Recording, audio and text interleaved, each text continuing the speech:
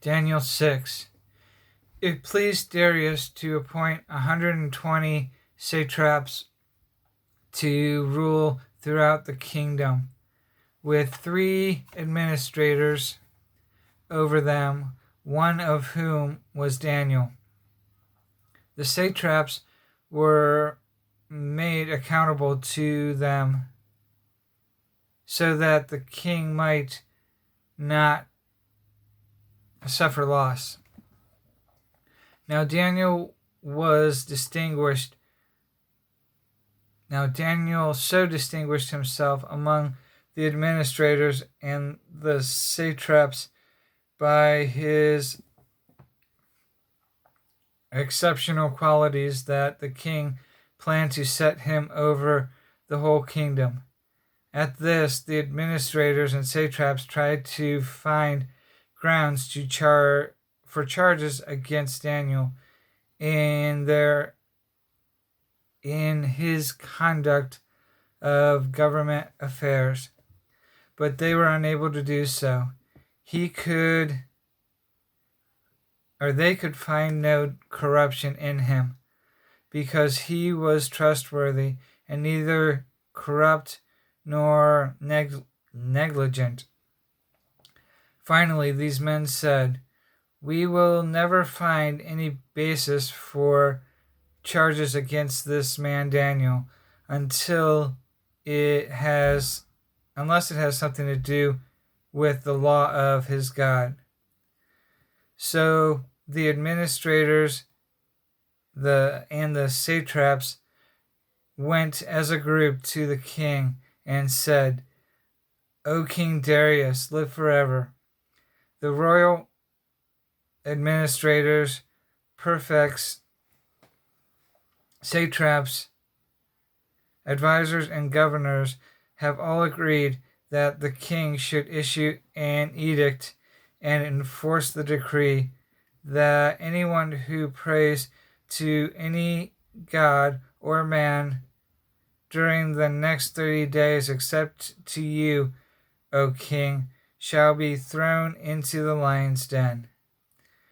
Now, O king, issue the decree and put it in writing so that it cannot be altered, in accordance with the laws of the Medes and Persians, which cannot be repealed. So King Darius put the decree into writing.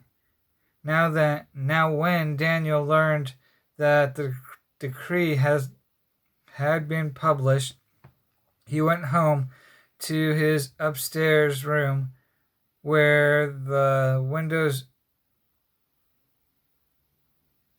were open towards Jerusalem. 3 times a day he got down on his knees and prayed, giving thanks to his God, just as he had done before. Then these men went as a group and found Daniel praying and asking God for help. So they went to the king and spoke to him about his royal decree.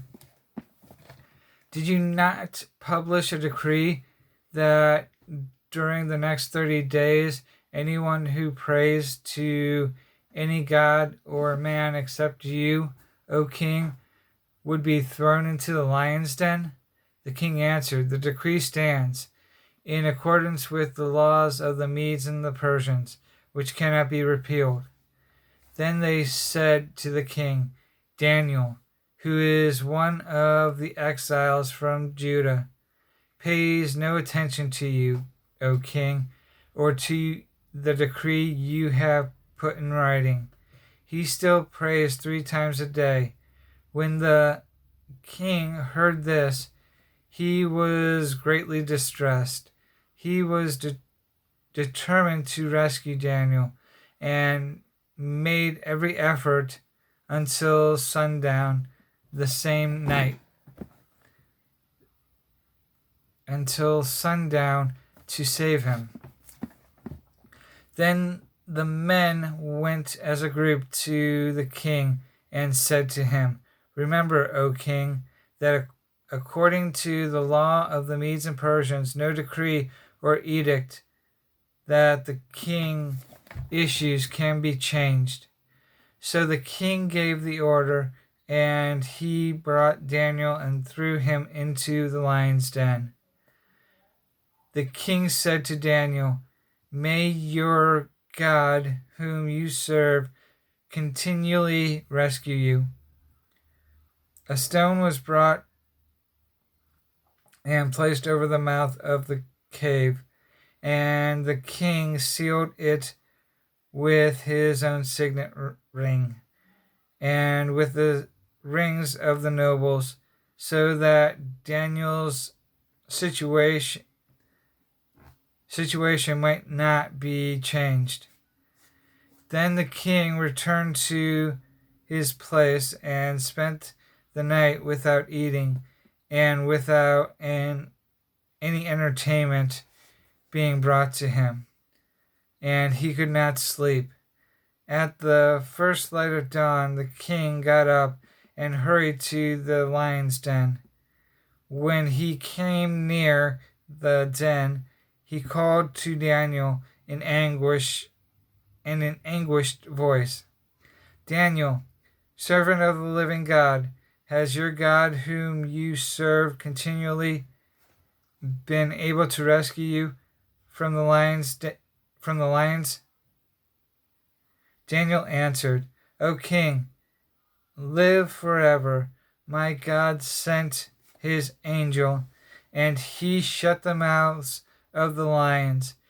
They have not hurt me, because I was found innocent in his sight, nor have I ever done any wrong before you, O king." The king was overjoyed and gave orders to lift Daniel out of the den.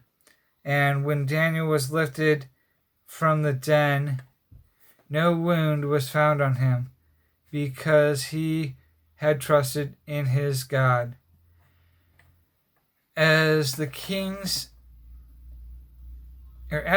command, the men who had falsely accused Daniel were brought in and thrown into the lion's den, along with their wives and children. And before they reached the floor of the den, the lions overpowered them and crushed all their bones. Then King Darius wrote in all the peoples, nations, and men of every language throughout the land, "May you prosper greatly. I issue a decree that in every part of my kingdom, people must fear and reverence the God of Daniel. For he is the living God, and he endures forever. His kingdom will not be destroyed. His dominion will never end. He rescues and he saves. He performs signs and wonders in the heavens and on earth. He has rescued Daniel from the power of the lions." So Daniel prospered during the reign of Darius and the reign of Cyrus the Persian.